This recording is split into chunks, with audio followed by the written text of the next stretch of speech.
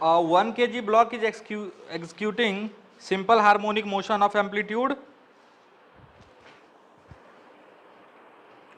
0.1 meter on a smooth horizontal surface under the restoring force of spring constant इतना. The block of mass is gently placed on it and the instant passes through the mean position. Assuming that the two blocks move together, find the frequency and the amplitude of motion. देख frequency में तो कोई दिक्कत ही नहीं हुआ होगा, frequency तो सीधा सीधा है, अंडर रूट के बाय एम प्लस एम. नया मास भी उसी के बराबर है ना? नहीं, एक 1 है और एक 3 है, तो m1 प्लस m. समझ में? m1 प्लस m2 ये हो गया. पक्का? दिक्कत आ रहा है एम्पलीट्यूड में तो उसमें कुछ नहीं करना, एनर्जी कंजर्वेशन करना. ध्यान से सुन.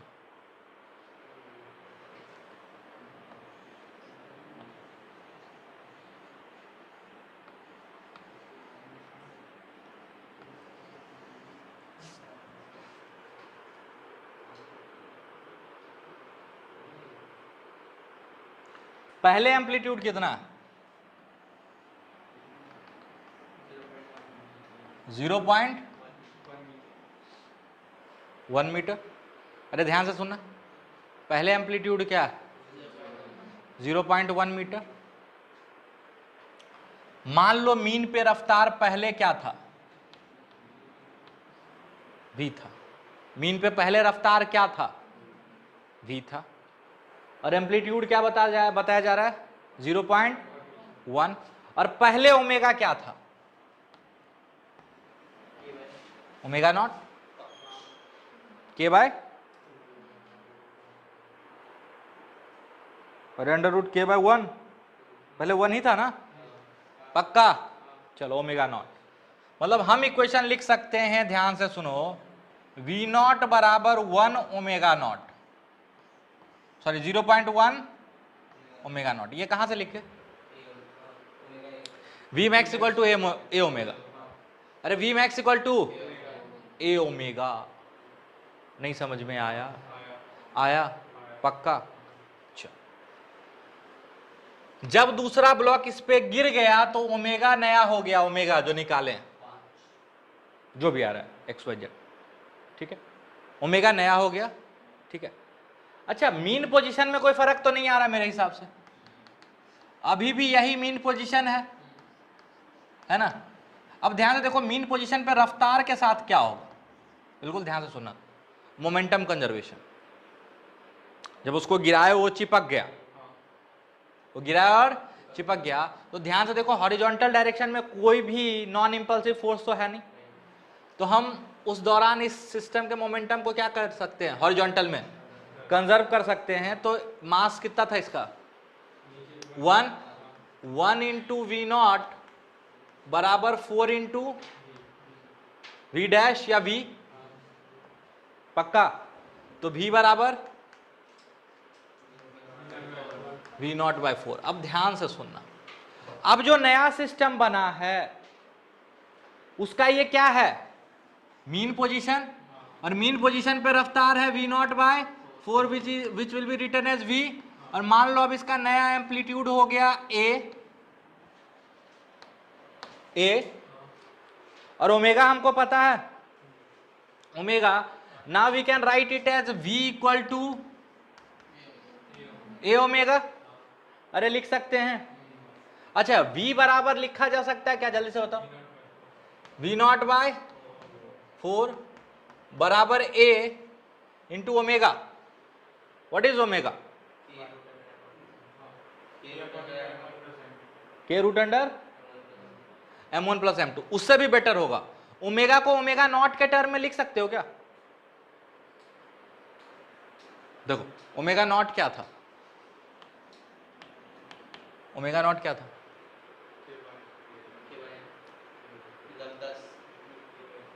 अंडर रूट के बाय एम. एम कितना था? 1.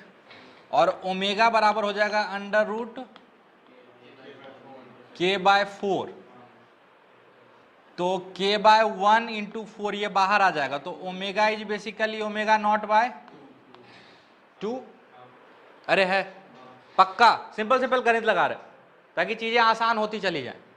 ठीक है भाई, अच्छी बात है। ओमेगा बराबर ओमेगा नॉट बाय 2, यहाँ पे क्या लिखना है, ओमेगा, ओमेगा बराबर लिख सकते हैं ओमेगा नॉट बाय 2, लेकिन हमको चाहिए क्या, ए, परेशान कर रहा है वी नॉट और ओमेगा नॉट। अब वहां से इक्वेशन उठाओ, ओमेगा नॉट बराबर वी नॉट बाय 0.1 यानी 10 वी नॉट, तो हम लिख सकते हैं v naught by 4 is equal to a into 10 v naught by 2, 5 v naught गया, तो ए बराबर 1/20, 0.05 मीटर, सेंटीमीटर में करोगे तो 5 सेंटीमीटर आएगा।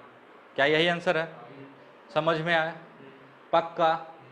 इसको बोलते हैं थोड़ा सा कैलकुलेशन में दिमाग लगा, ताकि चीजों को एक दूसरे के में कन्वर्ट कर लो और ये आंसर आ जाए।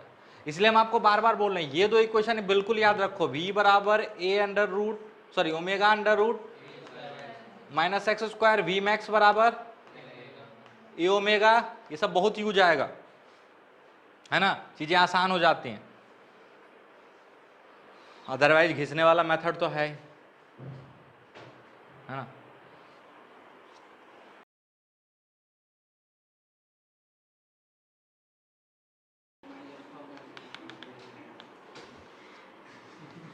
हम हमेशा बोलते हैं it is quality which matters, quantity doesn't matter, never.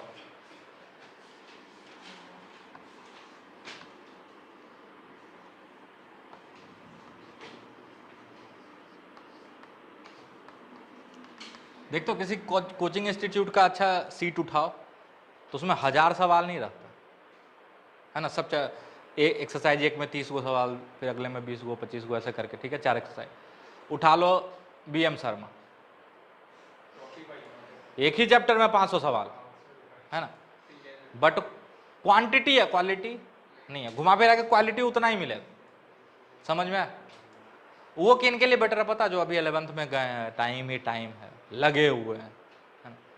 आपका स्टडी बिल्कुल देखो ये नेचुरल लेंथ है, क्या है ये नेचुरल लेंथ, ये लेंथ कितना दे दिया है L। ब्लॉक का थिकनेस मायने नहीं रख रहा, ये मत सोचना कि ये L है तो ये भी L है और ये भी L है, सब L ही है।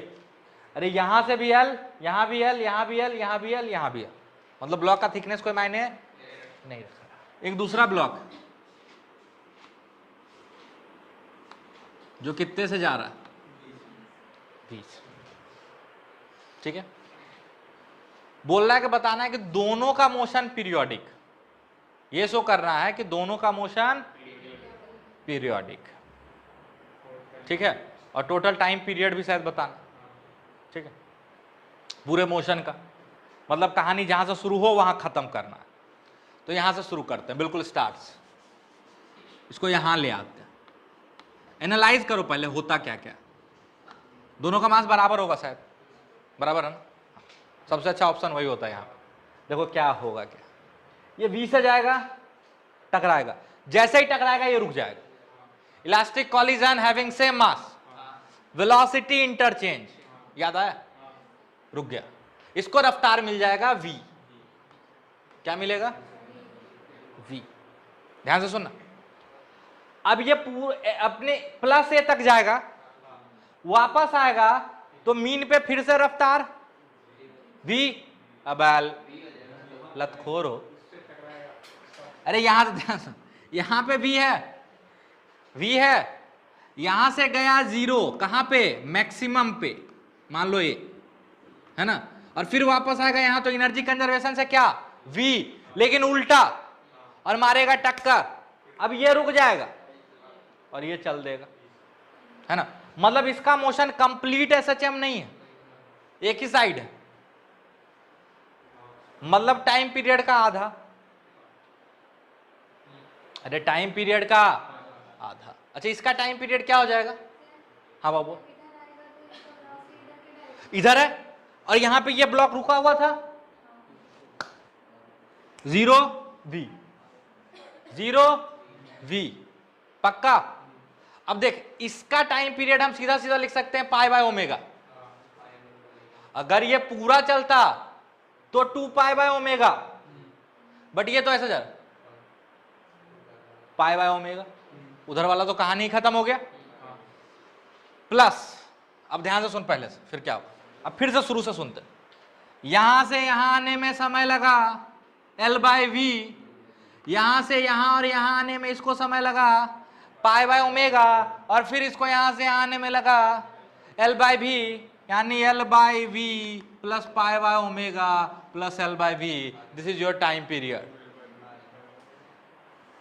नहीं समझ? अरे नहीं है, क्या था सवाल?